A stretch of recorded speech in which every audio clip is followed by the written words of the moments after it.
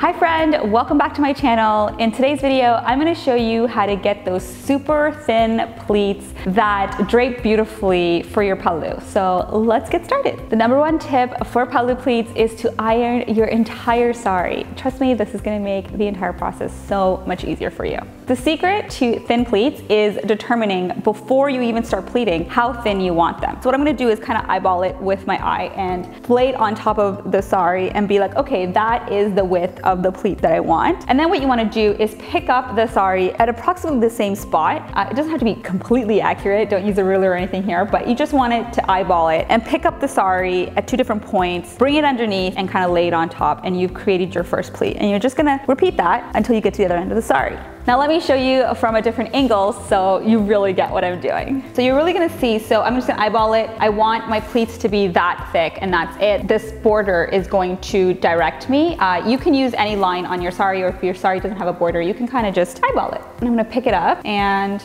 place it over the next layer. And you can see that the first pleat is already width that you want. And you can use this method really for any width of pleat. This is just one way to do it. And I'm gonna pick it up again and lay the sari underneath. And what you wanna make sure is that when you're folding it, this part is not going over the first pleat's edge. You just wanna make sure that the first pleat that you took is the widest. And that's why making sure that the first pleat is the width that you want is important, especially when you want narrow pleats. I'm gonna continue doing that until I get to the other end of the sari. So when you have a few pleats, what I like to do is pin them down. And here's why. As you're taking these pleats, you might drop a couple or they might just come undone, especially when you're working with a puffy sari. Now this sari isn't that puffy, but I just don't trust myself to, keep these pleats intact. So just as an insurance, you want to pin them down as you're pleating. So every, 3 to 4 pleats is my kind of threshold to pin them again. And then you can just keep going. And because I'm doing thin pleats here, it's gonna take a little bit longer. So you're gonna have to have a lot of patience for a thinner pleat, but they're also so much more beautiful. So it's worth the extra work.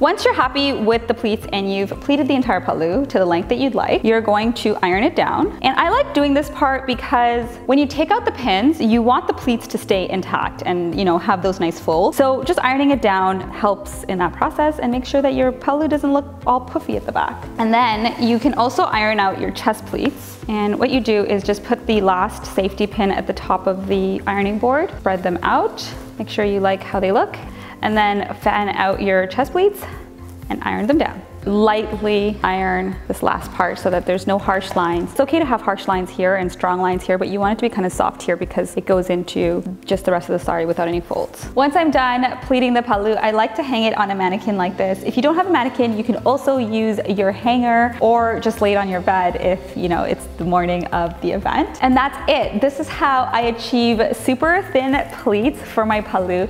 Now I showed you thin pleats in this video, but you can use this method for any width of pleats you'd like.